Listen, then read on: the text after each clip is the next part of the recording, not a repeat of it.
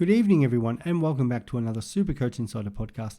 My name is Swizz, continuing on with our Supercoach BBL team discussions with the Perth Scorchers, one of the favourites of the competition. But before we get into that, as always, check us out on all our social media platforms, including YouTube, Spotify, and get in contact with us via Twitter, Supercoach Insider 100 or Swizz26.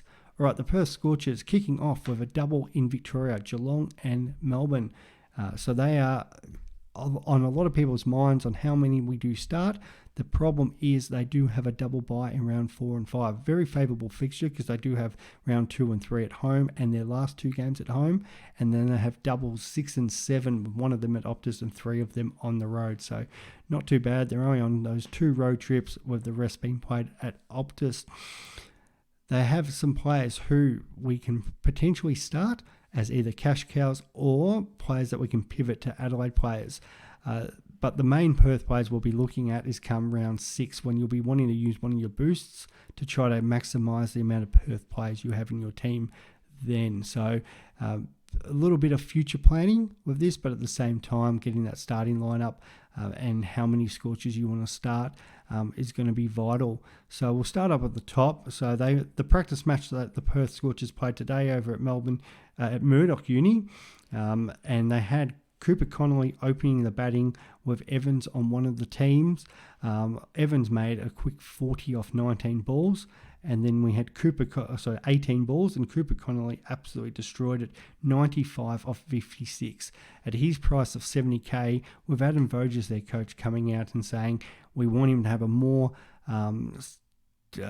senior role this year, really build on what he's been doing over the last couple of seasons. Does give us some confidence that he could have a more long-term place in this Perth lineup. The only issue was Ashton Agar did come back, bowl his 4 overs and field today. So that may put a little spanner in the works as the season goes on. However, Connolly's done everything right so far, even opened the batting in one of the Marsh Cup games. So they definitely really like him, and he's going to be hard to ignore. At the moment, he is not in my side, but I've got the ability to swap somebody one of my Thunder players if I see Connolly named in a good position, which I really want to see him opening, or if not another spinner in the team. So that's one that we need to have a look at. He's currently quite well owned. Cooper Connolly in 22% of sides for now, so somebody to think about. Aaron Hardy's their most owned player at 30%. His batting last season in particular just had a fantastic end of the season. He had 4 scores above 100, and then he had a 1 as well, mostly because of his batting.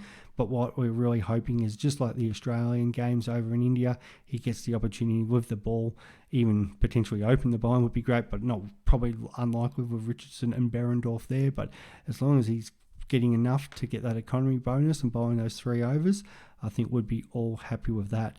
The worry is Ashton Turner, who is also back from injury, did bowl some overs today through the middle, so there's potential that they open up with Richardson and Berendorf in their games. Connolly and Turner come on with Hardy through that middle order, and then you'll see more Andrew Tye at the end. So the exact breakdown of the overs will be interesting. Hamish McKenzie also played today, as well as Matt Kelly, so they're coming back from injury, bowled their overs, so they'll be managed, but potentially will get a chance throughout the season. And Liam Haskett's the left armour who's just joined the squad as well, so they do have plenty of depth, and that's before we get to the international players who could join back at some point throughout the series. And then we're talking about that top order. Josh Inglis, who's another popular player, especially after his 100 in one of the Indian games, 20% own, will take the gloves if Whiteman's not there. And even though Whiteman played for the other team today, made for a nice 40 opening the batting, there is potential that he might be the one that's left out, or at least only plays the first doubleheader before Zach Crawley returns from international duty.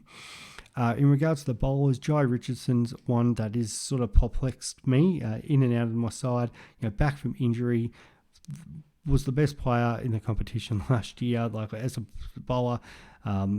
he just gets the job done, opens the bowling, takes wickets. We saw him come back to the Shield the other day, bowled 21 overs, took 4 for, so he looks really good. They are just managing him a little bit at the moment, but most likely it looks like he will play both games in Melbourne, and he's a very easy pivot to Matt Short. The issue there is because of how expensive he is, he does have a very large break even in 160, so there, he could potentially drop cash the first couple of weeks, the first week, which would be, could be important for people's teams if you are trying to move players around, and depending on how much cash you leave on your starting side. The flip side to that is he has scored some massive scores in the past, including he kicked off the year last year with a 260. So anything is possible when it comes to Jai Richardson. Andrew Tye and Behrendorff, probably two players I'll be more looking at later in the year. Tye finishes the overs, but he's been one of those players that has been very highly owned throughout seasons.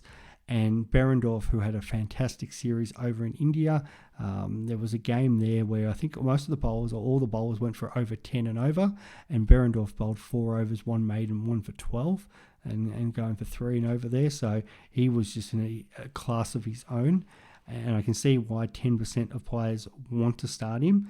I just think how many of these Scorchers bowlers can you actually start, because anybody who's over really Connolly's price, you're going to want to get rid of to an Adelaide player. So there's probably no harm in starting them. The issue becomes is if you are starting Heat players, and with their buy, you'd probably be wanting to move them on before you're moving on the Perth players. So there is a bit of a balance here. So how many Heat and how many Scorchers you do start off with, but you do have to keep an eye on these Scorchers players, because if a couple of them are getting on a run, you're going to want to probably get them in as quick as possible, because you want them for round 6, and there's probably potential on that bench that you could carry 1 or 2 of the cheaper guys as loophole options through those round 4 and 5 buys.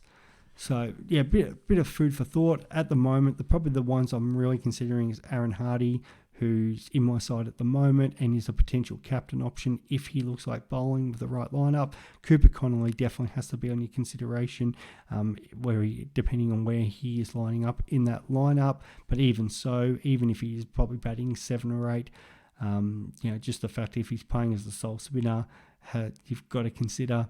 Jai Richardson is the other one. Very expensive, but he's 3K more than Matt Short, and even if he was to, drop a little bit of cash, you should be able to manage it through other trades to get Jai down to Short for that round 2 match. So that's Perth, and we'll come back for our next one, which will be the Sydney Sixers. Let us know how many Perth players you're looking at and which ones you're looking at, and we will talk soon. Bye.